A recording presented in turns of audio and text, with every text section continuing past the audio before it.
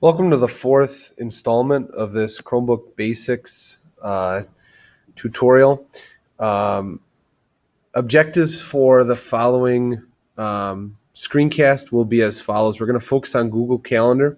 I'm going to show you how to create and invite individuals to not only an event, but also a recurring event, whether that be weekly, monthly, etc.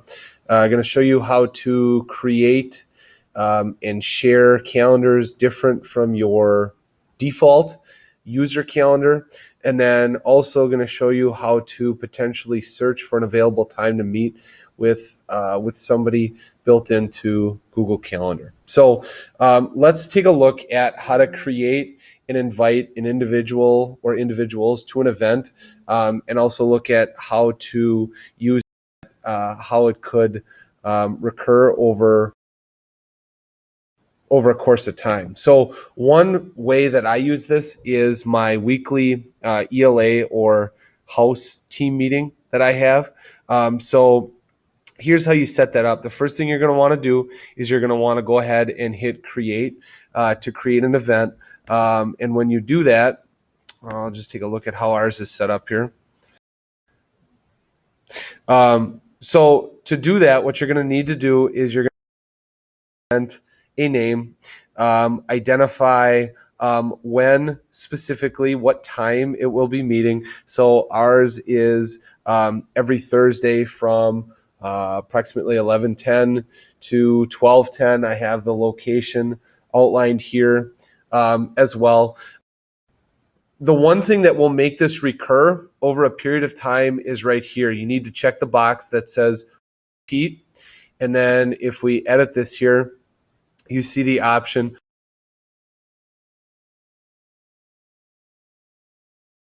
that I wanted this to repeat every week on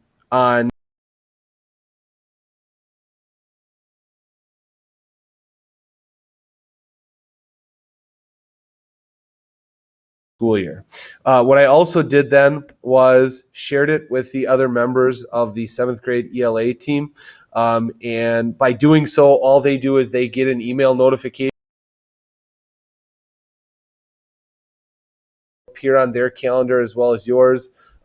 If they don't, it's not a big deal. They have a different way of organizing their events.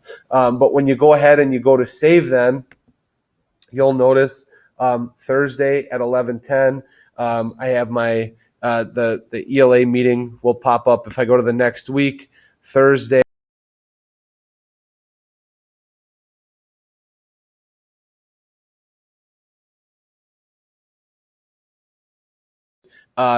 either every week or every month or what have you. But the one thing that I like about it too is you can set up to get email notifications to remind you that that stuff is coming up as well. I can show you how to do that if that's something that interests you, but just another way to kind of keep track of all of the craziness that occurs over the course of our collective day.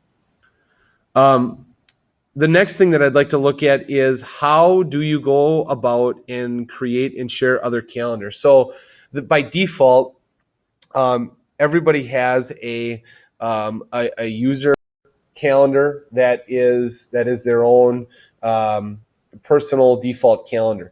You can create other calendars to keep other events separate. So one function that I could see potentially for is if you wanted to create a class calendar, you could share with your students and parents of upcoming due dates, different things that are coming up.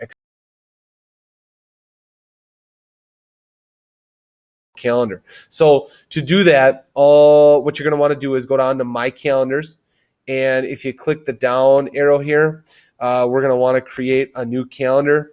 And if you just follow the directions here, give the calendar a name. You have the option to share it with either specific people, or you could make it public.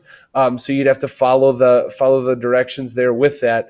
The nice thing with that, when it's all said and done, is you have the ability, if you so choose.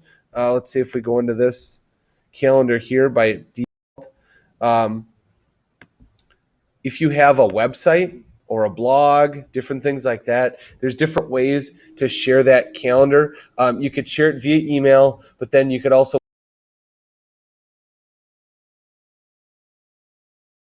an event, it automatically updates on that calendar. Just kind of a better way to keep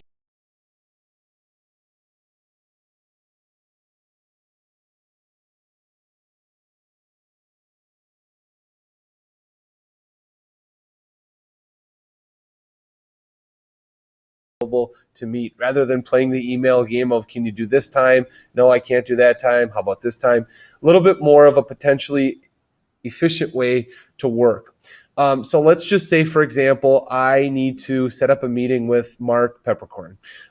If you go down to other calendars, you can search other calendars by email. So if I start to type in Mark's email, you'll see it pops up right here. It pops up in orange. And now as you look at my calendar here, I can see all the times when he is busy. And obviously the times that are in white, he technically doesn't have anything scheduled. So if I was going to set a meeting up for him, the first, one of the first times that I would want to give him would be Wednesday at say 9 o'clock or 9:30 because he doesn't have anything down, at least right now, on that calendar, rather than, throwing dates out that he could very well be busy, could be a more efficient way to work. You can get rid of that calendar then by clicking on the down arrow here next to the name. And if we want to hide this calendar, it is now gone. So what we just reviewed here was how to create and invite individuals to an event, as well as how to set up recurring events. Looked at how to create and share calendars outside of your default, and then how to find an available time potentially to meet with someone using Google Calendar.